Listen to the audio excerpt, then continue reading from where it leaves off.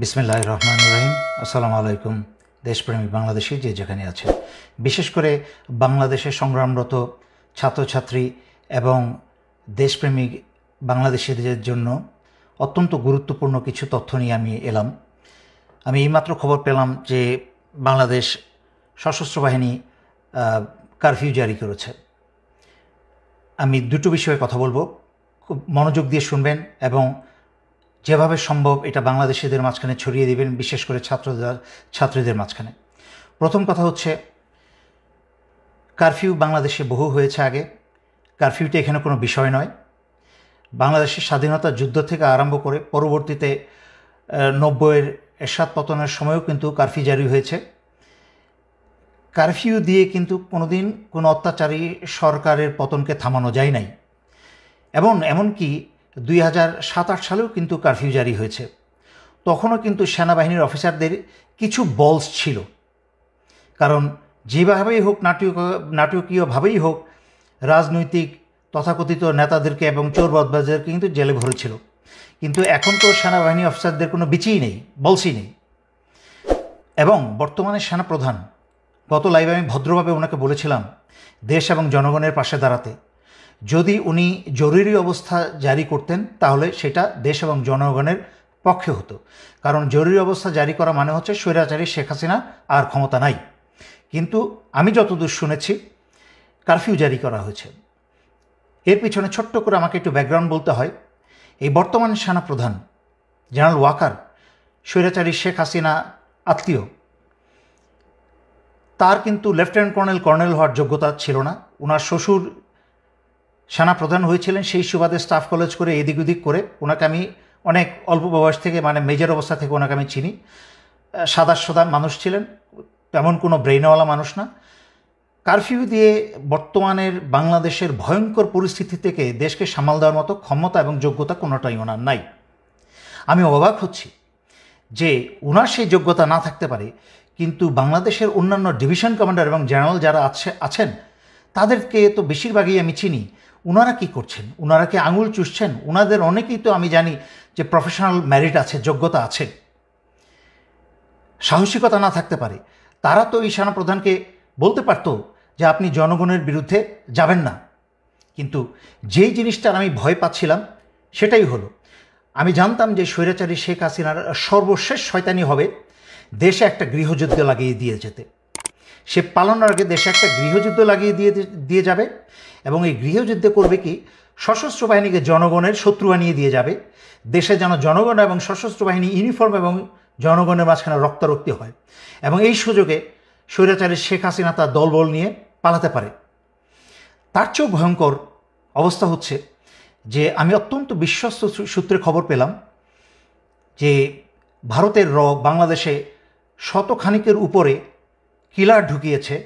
ঠিক যেভাবে বিডিআর হত্যার সময় বাংলাদেশে প্রবেশ করানো হয়েছিল, সেইভাবে বাংলাদেশে রয়ের কিলারদেরকে প্রবেশ করানো হয়েছে।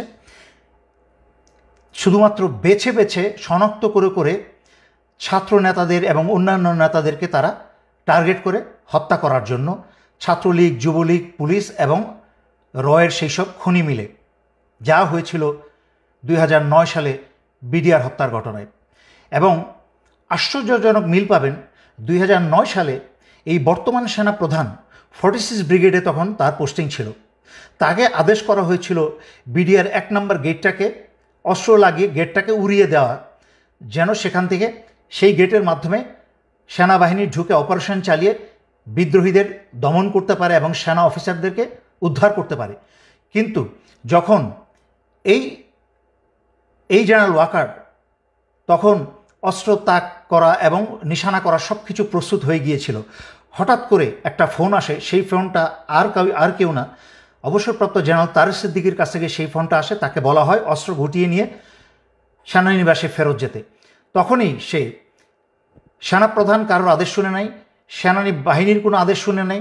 সে জেনারেল তারেক সিদ্দিকী সরাসরি আদেশ শুনে, চেইন অফ কমান্ড ভঙ্গ করে সে জেনারেল তারেক সিদ্দিকীর আদেশ শুনে অস্ত্র গুটিয়ে সেনানিবাসে চলে যায়, যার ফলে 57 জন সেনাবাহিনীর অফিসারদেরকে ভারতের এবং আওয়ামী লীগ মিলে হত্যা করতে সুযোগ করে দেওয়া হয়।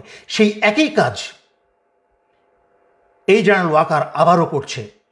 ভারতের রকে যুবলীগ এবং ছাত্রলীগ এবং গোপালী পুলিশদেরকে ব্যবস্থা করে দিচ্ছে বাংলাদেশের মেধাবী ছাত্রদের এবং বাংলাদেশের অন্যান্য আন্দোলনরত যারা চিহ্নিত ছাত্রছাত্রী তাদেরকে হত্যা করার জন্য। আমি সেনাবাহিনীর সকল সদস্যের উদ্দেশ্যে বলছি, প্রথমেই সেনাবাহিনীর সদস্যের উদ্দেশ্যে বলছি, তারপরে বলবো জনগণের উদ্দেশ্যে। সেনাবাহিনীর সকল সদস্যের উদ্দেশ্যে বলছি, আপনারা দয়া করে ভুলেও এই ফাঁদে পা দিবেন না। আপনারা আদেশ অমান্য করুন, কারণ আপনাদেরকে সারা দুনিয়ার সামনে জনগণের শত্রু বানানো হচ্ছে। রয়ের কিলাররা বাংলাদেশ সেনাবাহিনীর ইউনিফর্ম পরে যেইভাবে বিডিআর হত্যার সময় ভারতের রয়ের কিলাররা বিডিআর ইউনিফর্ম পরে বাংলাদেশ সেনাবাহিনীর 57 জন অফিসার হত্যা করেছিল, ঠিক একইভাবে রয়ের কিলাররা বাংলাদেশ সেনাবাহিনীর ইউনিফর্ম পরে বাংলাদেশের ছাত্র জনতা হত্যা করবে। হাসিনা যেন এবং ভারত যেন তার দোষ বাংলাদেশ সশস্ত্র বাহিনীর উপর চাপাতে পারে।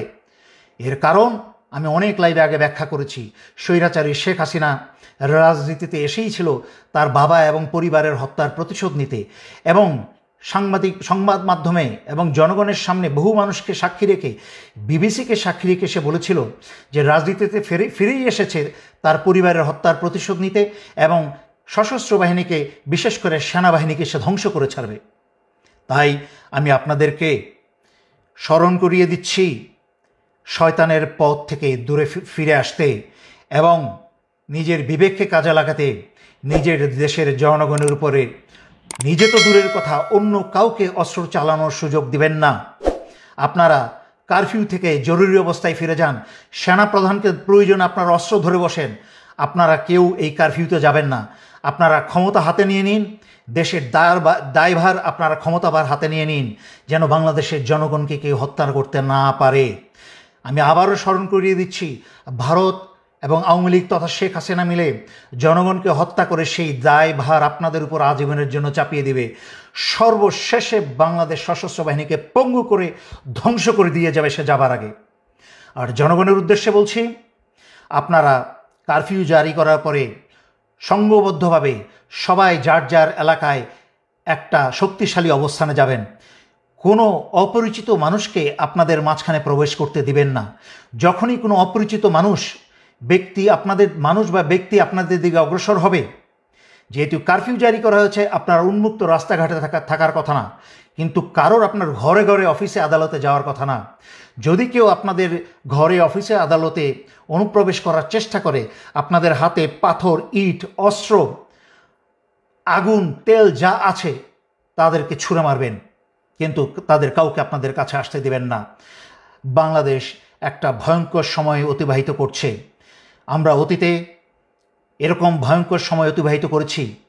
1971 সালে যখন কোনো যোগাযোগ মাধ্যম ছিল না, যখন রেডিওতে কান পেতে খবর পেতে হতো, যখন একটা মানুষ থেকে আরেকটা মানুষের মাধ্যমে খবর যেত অনেক দিন পরে, সেই সময় যখন পাকিস্তানি হানাদাররা বাংলাদেশিদের হত্যা করে চলেছিল, তখনও কিন্তু সেই অবস্থা থেকে বীর বাংলাদেশিরা উত্তরণ করে বাংলাদেশকে স্বাধীন করেছে। এর পরবর্তীতে 1990-এ স্বৈরাচারী এরশাদের বিরুদ্ধে আন্দোলন করেও তখনও কিন্তু কারফিউ জারি করা হয়েছিল, কিন্তু স্বৈরাচারের পতন ঠেকিয়ে রাখা যায় নাই। কিন্তু তখন ভারত থেকে এরশাদ যত খারাপই ছিল, কিন্তু ভারত থেকে কাউকে এনে বাংলাদেশিতে হত্যা করার জন্য আনে নাই।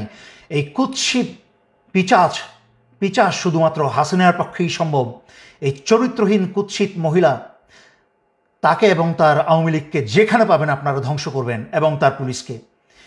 আমি আর কথা লম্ব না করে সশস্ত্র বাহিনীর প্রতিটা সদস্যকে আমি স্মরণ করিয়ে দিচ্ছি, বাংলাদেশে গৃহযুদ্ধ লাগাতে যাচ্ছে স্বৈরাচারী শেখ হাসিনা।